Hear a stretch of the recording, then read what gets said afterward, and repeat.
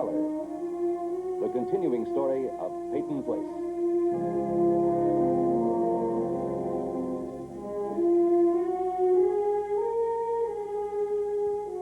Starring Dorothy Malone as Constance Mackenzie, Ed Nelson as Michael Rossi, Ryan O'Neal as Rodney Harrington, Barbara Parkins as Betty Anderson, Tim O'Connor as Elliot Carson, Christopher Connolly as Norman Harrington, Patricia Morrow as Rita Harrington, James Douglas as Stephen Cord.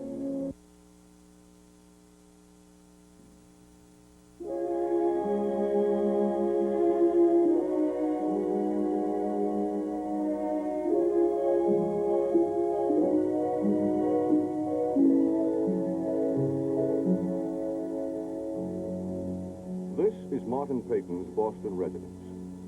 Here, Stephen Cord spent most of his childhood. Here, he learned to hate. And here he has returned to enter now as he did then by the back door, reserved for delivery men, servants, and the children's servants. But today, the circumstances are very different. For Stephen has come here on the challenge of his grandfather's fiancée, Adrienne Van Leyden. There are two important facts, however, known to Adrienne, but not to Stephen. That the rendezvous was the brainchild of Martin Peyton, and that the old man, by playing skillfully on the jealousy of Stephen's wife, Betty, has virtually ensured her following them to Boston. Adrienne?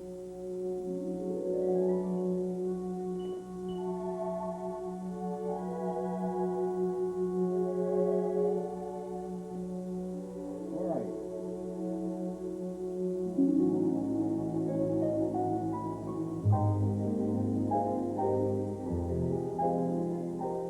So you came after all.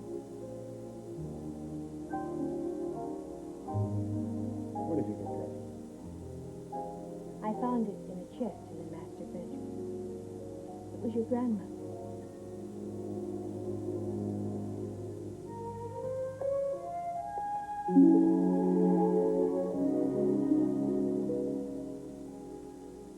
You see? The old-fashioned bride. Hardly. It's much nicer than the one I fitted this morning. I wish I could wear it when I take her place.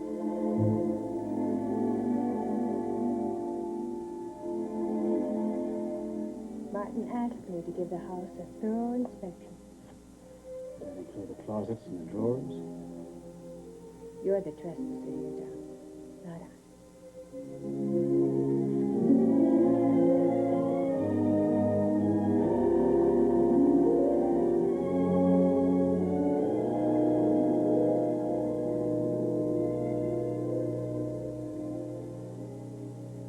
I was told that your wife had given written instructions to the servants about how to close this house properly for the summer.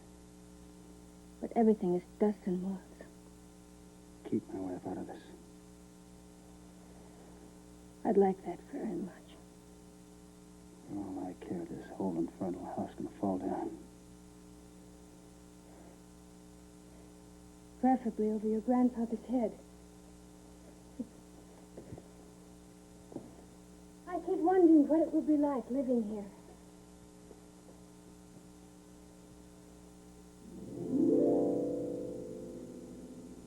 Entertaining in this room. I wouldn't know. I was never allowed in this part of the house. Poor Steve. You can come to all of my parties. I'll invite you personally. No, thanks. How, Joe? I can see myself surrounded by your grandfather's friends. The center of a circle of elderly admirers. Well, of course, there would have to be admirers. You're jealous. No? Yes, you are. You're jealous of a room full of old men. Of imaginary old men. You mean nothing to me. Then why did you come here? To relive your memories of a happy childhood? I took a tour of the back part of the house before you came. Which room was yours? The one off the pantry. It was the butler's. Mine was below stairs. Show me. Well, you can find your own way. I'm afraid of the dark. They're my ghosts, not yours. I'm offering you an opportunity to lay them to rest. Why? Why, Adrienne? You're tearing my dress. Not yours, my grandmother's. Yes. You should wear this when you marry the old man. It's yellowing, beginning to rot like a winding sheet. Very appropriate for the occasion. Now get dressed.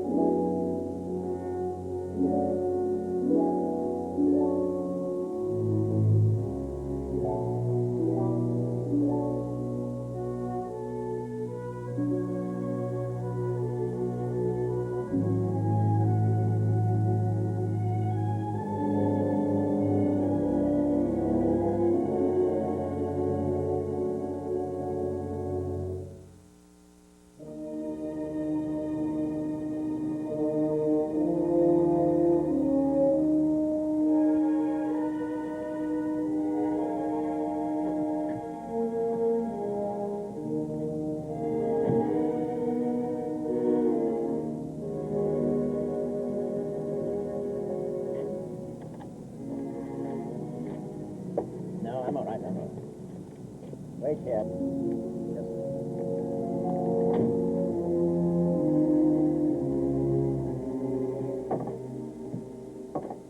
What a place. Slumming? I didn't know whether you'd accept an invitation to the house. That's deceptive. Listen, I'm worried about Betty. Betty who? Betty Cord. Oh, Stephen's wife.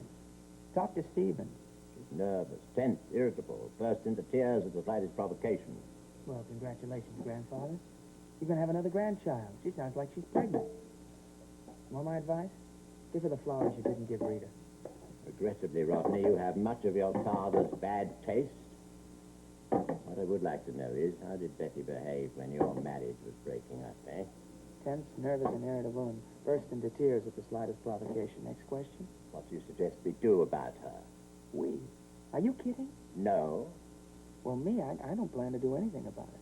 And you, the last time I heard you were getting married and giving up on all of us, which, in my humble opinion, is the best decision you ever made. And if that's the case, maybe you'll just stop throwing me in Betty's face every 5 minutes.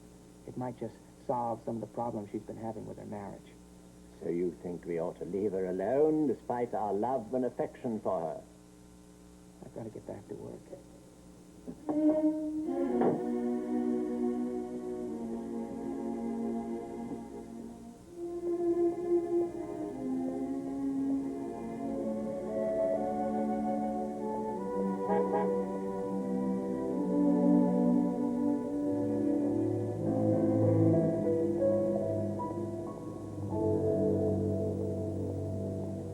Rita, haven't seen you for a long time.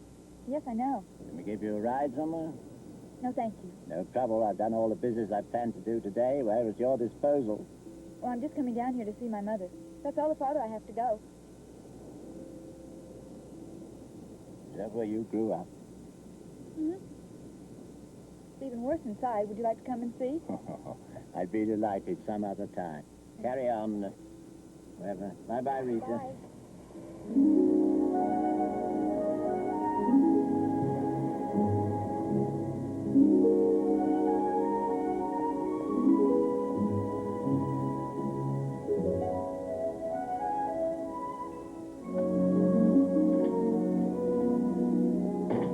Hey, you get up on the wrong side of the bed?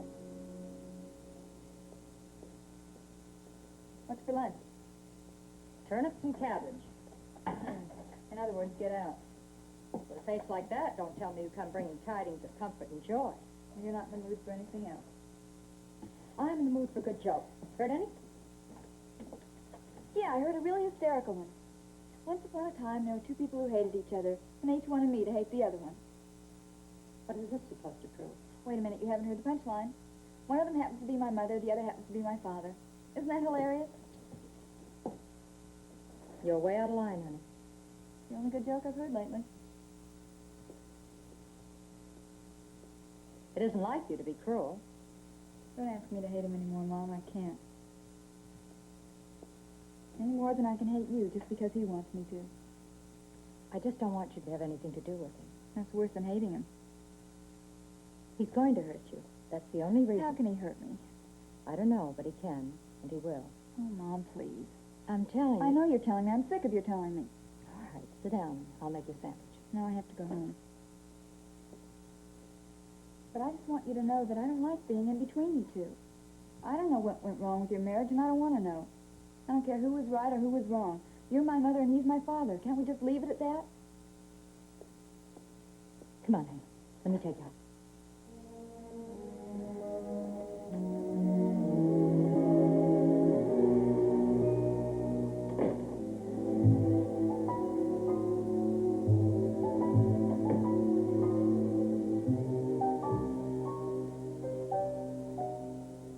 Mr. Peyton, Mary said that you wanted to see me. That's not entirely true. Pardon me, sir? I'm not certain I ever want to see you again, Weber. Sit down.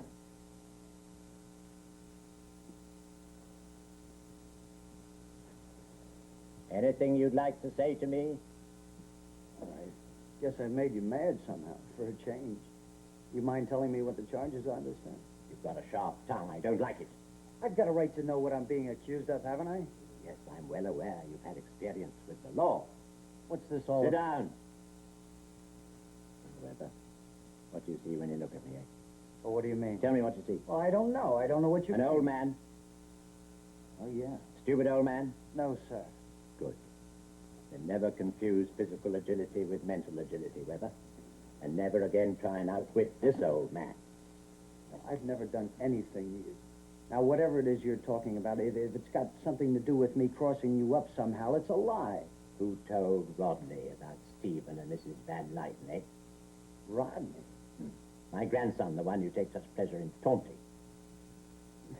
You mean you think I told him about what I saw on the beach? Didn't you? No.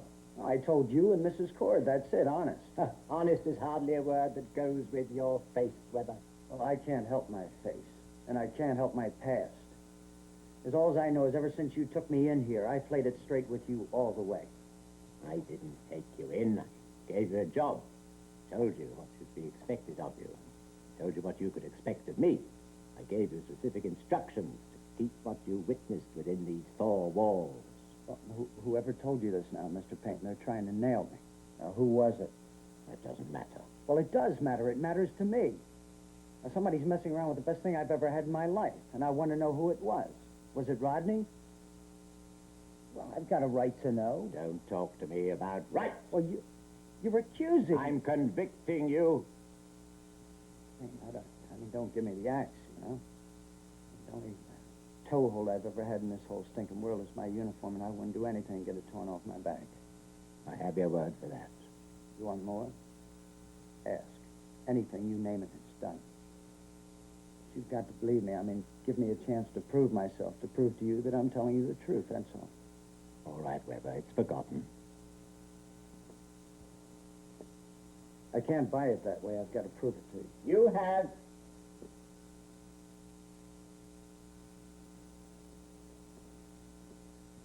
Yes, chapter's closed. We'll take the future as it comes, Weber. That will be all.